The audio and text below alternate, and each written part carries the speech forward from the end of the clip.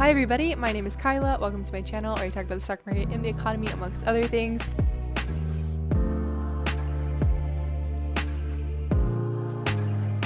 Welcome back to my corner, me and my shadow. This lighting is something. I'm going to be talking about the market today. This is going to be an update on what happened in the market this week. There's a lot of stuff that happened. I'm going to dive right into all that, including the CPI metric, which is always so exciting to get a read on. So what happened this week in the stock market? The stock market was going through this week. It was feeling it. It was going up and down and all around, hokey pokey. Today, of course, the CPI came in. The CPI came in pretty high. It came in right around consensus levels, which means that things aren't dire, but do note it is especially spicy out there right now. Supply chains are still whack and companies are just like, hey, I'm going to pass this cost off to my customers because I think they can handle it. People were like, oh, this is the highest inflation since 1982. I was lucky enough to get invited on Bloomberg Quick Take. What is the mood music? I see that you check in with your viewers, your followers often, especially on Instagram. What's the vibe and how do you explain what we're seeing to them? Yeah, I mean, so to me, when I saw this on the timeline, inflation is the highest that it's been. And of course it is. We just had a global pandemic. Supply chains are fundamentally broken. There's a very strong economy with very strong consumer demand, and people are feeling very spendy right now. They want to spend money. The housing market, everybody wants a house, and because of supply chain shortages, it's hard to build homes. And then, so prices are just being pushed up across the board. Then we also have the labor wage shortage. So you saw that in the jobs report, people are not able to hire people. And so all of that stuff is going to come into this big pot of inflation and then push prices up. So for them, and what I tell my audience, I'm just like, yeah, this makes sense that this is happening. And now we're starting to see some of the metrics begin to abate, begin to ease. But the Fed, they'll have their policy decision next. Of course it is. Of course it is. We are literally in the midst of the most unprecedented of the unprecedented times. And if you look down at this breakdown that Bloomberg did, so you can see that most of it's coming from goods, just high. Energy was driving a lot of this. I'm going to get into sort of all the different things that were driving it. But if you get into the data, yeah, it was high. And it has a reason to be high. Yeah, man. Things are rough out there. Inflation's gonna be high. Anyway, CPI rose by 0.8% in this past month, which pushed us to an annual inflation rate of 6.8%. Came in a little bit hotter than expected. People were expecting 0.7% month over month. However, came in 0.8%, so not that hot. Came in hot, but could have been hotter. And because it wasn't 7%, the market was like, heck yeah, this is the kind of inflation I like. Core inflation, which is the CPI excluding food and energy, that rose 0.5% month over month and 4.9% over the past 12 months. Both of those metrics came in at consensus, so no big surprises there. Food rose 6.4% from a year ago, the most since December 2008. As you can see in this graph, food at home has actually increased more than food away from home, which is interesting. Food increases at the grocery store are a little bit higher than food increases at restaurants, which isn't good just in terms of feasibility and access for consumers. Energy prices were up 3.5%, gasoline prices were up 6.1%. Energy has been driving a lot of the changes in the CPI over the past several months, but the prices have abated since then, and that's mostly because, as we talked about on the channel, oil markets are recovering, doing whatever they do. Biden tapped into the Strategic Petroleum Reserve. OPEC Plus has almost agreed to increase production, so we are seeing a little bit of abatement and energy cost. Prices for used cars and trucks have increased 2.5%. Used cars are driving a ton of the movement in the CPI, and that will likely abate over time just due to simple laws of supply and demand. People being like, all right, I'll wait to get a car. And you can see this in this graph, contribution to monthly core CPI inflation. New and used motor vehicles were very, very a lot during the beginning of 2021, but have decreased substantially since then. Shelter inflation, which is rent, that's going to be a really important one to watch. That rose 0.55% from October and 3.84% year over year, up from 3.38% in October. This is the highest since 2007. Nothing bad happened in 2007. To note, this is a very important metric because it not only is rent, which is literally what everybody needs. Food and rent is two of the most important things in the economy. Here, shelter makes up 30% of the overall CPI and 40% of the core CPI print. And with the housing market right now, it's absolutely exploding. Just like, oh my God, everybody and their mom literally wants a house. That's going to put upward pressure on the housing market. We're going to see that reflected in rents as people are like, okay, back to apartment living we go. Also, as landlords are like, hey, pandemic pricing, see you later. We're going to see a lot of pressure in the housing market over the coming months, and this metric will reflect that. I think it's also important to say that inflation will likely get worse before it gets better. We saw a broad-based increase in most prices, and the ones that consumers are most worried about are reflected in this, right? So food gas, homes. It's really painful to have prices increase while your wages remain stagnant. Like, you can't go to your employer and be like, give me a 6.8% raise. It just doesn't work that way. Seeing these price increases across the board, it's not like, oh, I can just hold off on gasoline. It's like, no, literally everything has gone up in price. That's really tough from a consumer perspective. It's really tough from a containment perspective because it's not driven by any one component. And as you can see in the chart below, the subcomponents that make up 75% of the CPI are all increasing at an annualized rate of more than 2%. Everything is increasing. Haha, everything. You thought you were safe? No. No. However, to kind of make this better, a lot of people think that inflation will stop accelerating, so that it has essentially reached its peak and it will stop seeing it accelerate from here. It's going to not be increasing at an increasing rate anymore, but kind of calm down a little bit. It'll still increase, but not as fast. That would be good if we see a little bit of abatement in terms of how fast it's increasing. Remember that we do live in unprecedented times. I know it sucks. But within this current dynamic, it makes sense that inflation is high because we have the perfect storm, right? We have literally the perfect storm for inflation to be high. We have broken supply chains, we have labor wage shortages, and we have consumers that are feeling extra spendy. So if you say, all right, supply chain, so making the products, and then you say, all right, labor, people, wages, selling the products, and then you say consumers buying the products, that's literally every single step of a consumer life cycle is making the product, selling the product, buying the product. And if you're going to have price increases or high demand at every single point, yes, prices are going to increase. This is like gravity almost. Like, it's like a law of nature, unless there's price controls in place. Like, you're strapped to the ground, essentially. What? I guess gravity would still impact you because that's a natural force, but listen, we're talking about supernatural. This is a ghost. I don't know. This is to be expected, and it will likely normalize over time as consumer demand normalizes over time, as hopefully the labor market recovers, as hopefully supply chains recover. We might even see deflation because supply chains are going to be like overproduction. Wages are going to rise because people are like, all right, we'll pay you whatever we need. We just need you to be working here. Joe and Tracy did an excellent podcast on the school bus driver shortage. Like, people can't get to school. Like, it's just, of course things are going to be expensive right now. And then the big question becomes, well, what's the Fed going to do about it? So the Fed really only cares about the PCE metric, so the personal consumption expenditure metric. However, because CPI technically came in at the consensus level of 6.8%, that could provide a larger window of time for the Fed to make these decisions.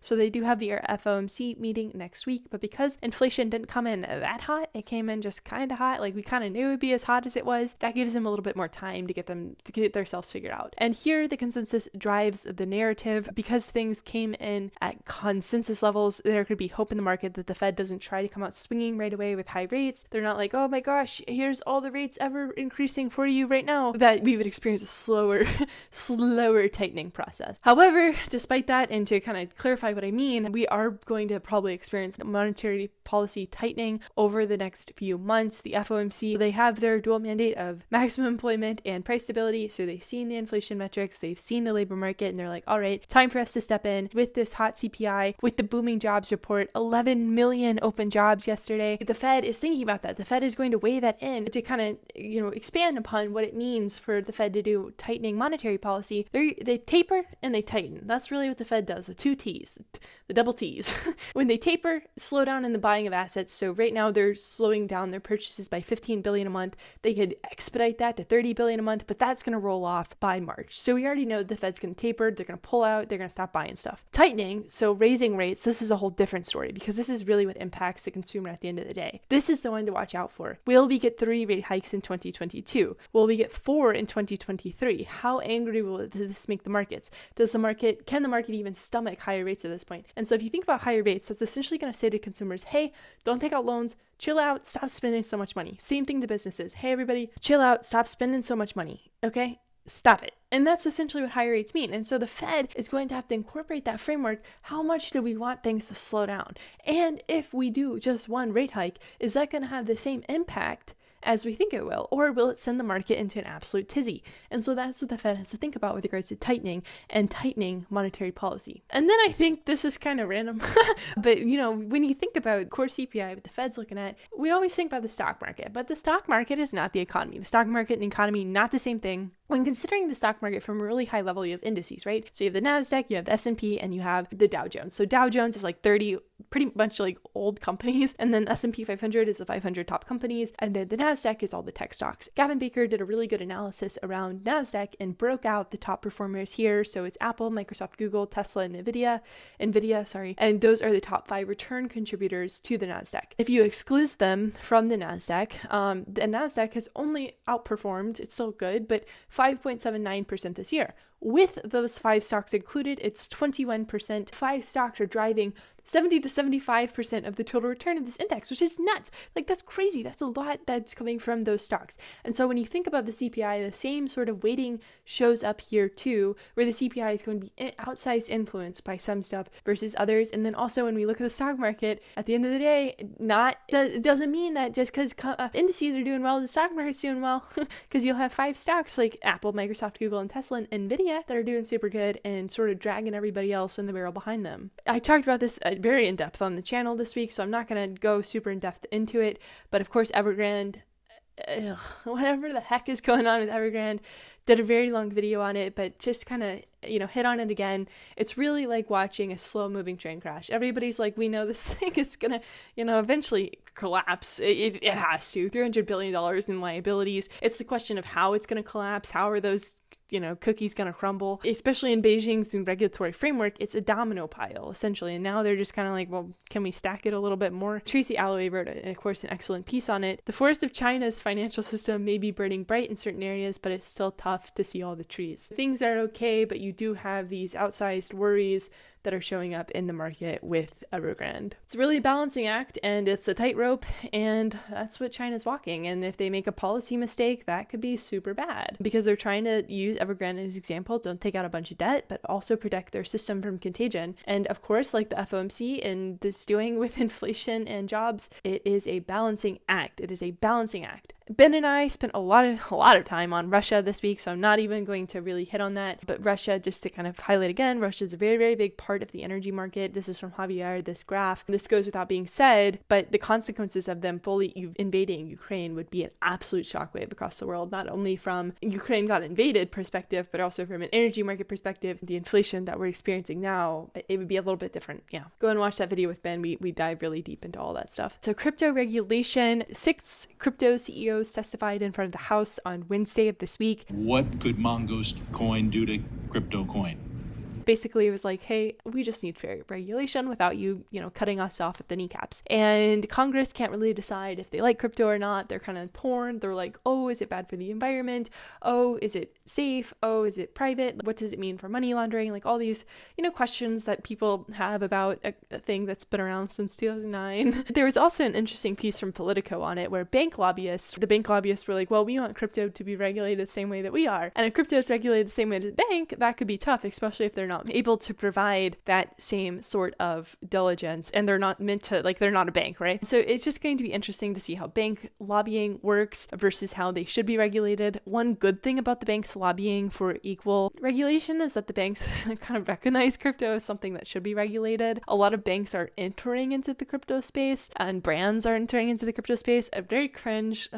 I hate saying that word, but very cringe what the brands are doing with entering into the space, because you do see White House, or I keep on saying that White Castle, but whitecastleofficial.eth. But anyway, so it could be good and bad, but it could also be misapplied regulation like we see in tax code section 60501. Regulation is wild. However, it seems like the House meeting did go well. Jake, who has obviously an incredible job reporting on this, came out and was like, I feel good about it. So if he feels good about it, I feel good about it. Things are, of course, intense and they're ever moving, but things do seem to be moving in the right direction. And so what is the economy? So I kind of hit on this a little bit earlier, but the summary of economic projections will be released next week, which will detail how the Fed is thinking. Goldman Sachs has laid out a very, very bullish case for how they're thinking about this. And basically they're like, the S&P will hit 5,100. There will be 3 rate hikes and a full taper, which is essentially equivalent to 2 rate hikes. And and everything will be perfect. But you can't really have both. Like, you can't have the S&P probably maybe continue to go up in a high rate environment. Probably, like, when they first raise rates, like, the market is going to be feeling not great about that. It's going to need to digest it. So I think it's a little bit of a catch-22, but they seem to be very optimistic. This is also something I've been thinking about a lot. You know, what is the ceiling on the stock market? Are there sort of times where the market needs to normalize, where it needs to take some time to not grow? Like, with companies are always growing though, so, but is money always flowing in? And so it gets a little bit, like, the physics of it are a little weird, and obviously people have studied this in depth, and I'm not saying anything new. What is growth? If you just ask yourself, what is growth? Is all growth good? And we see this in venture. Like, venture companies are essentially valued at what they would be at IPO at this point.